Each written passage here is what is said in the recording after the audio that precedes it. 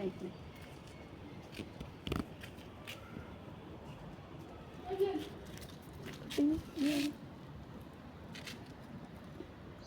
खालचे दिसले बघा. नुकताच आता ऊन गेलेला आहे, तापला ऊन गेलेला आहे आणि आता पाऊस सुरू झालेला आहे. पावसाचे थेंब लागत आहे ना. आम्ही आमच्या परिसरात समोर गेटच्या वृक्षारोपण करत आहे. तर इथे आता आम्ही फुलांची झाडं लावत आहे. फुलांची झाडं लावत आहे इथे. आणि एक इथे कण्हेराचं पांढरा कण्हेर दिसलेला आहे. पांढऱ्या कण्हेराचं या इकडून या इकडे यात आहे. तर इकडून हे पांढऱ्या कण्हेराचं इथे लावत आहे. पण पाऊस पडला की याच्यावर आपल्याला हे होईल. तसंच आता हे तुळशीचं लावत आहे. इथे तुळशीचं लावलं आत्ताच एक तुळशीचं लावलं. इथे माती आहे थोडी, बाकी सिमेंटच आहे रोडवर पूर्ण. आणि हे 3 दिवस झाले जास्वंदाचं लावलेलं आहे. जास्वंदाचं वगैरे बकरी ठेवत नाही, पण हे ठेवलेलं आहे आणि हिरवं झालेलं आहे. 3 दिवस झाले लागलेलं आहे.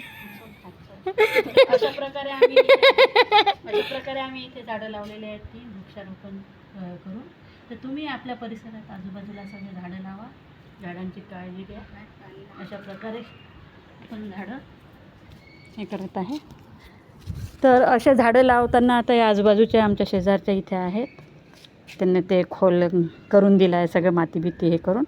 आणि ते छोटे झाले की कुंडीत, थोडे मोठे झाले की कुंडीत वगैरे घेता येते आपल्याला. तुळस कण्हेराचं हे केलेलं आहे. अशा प्रकारे एक जास्वंदाचं इथे, हे जास्वंदाचं याला पानं येत आहे. हे पांढऱ्या कण्हेराचं आहे. या शेजारी या 2 ताई पण आमच्या मदतीला इथे आहेत.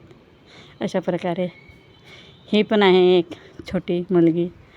तर त्यामुळे हाय हाय हाय आमच्या बाई पण आहेत इथे, एक शेजारच्या पण आहेत.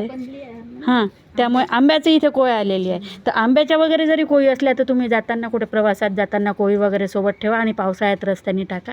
म्हणजे असे मोठे मोठे वृक्ष तयार होतील आणि झाडांचं संवर्धन होईल.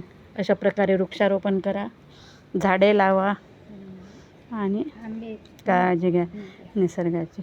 चला, थँक्यू व्हेरी मच. धन्यवाद.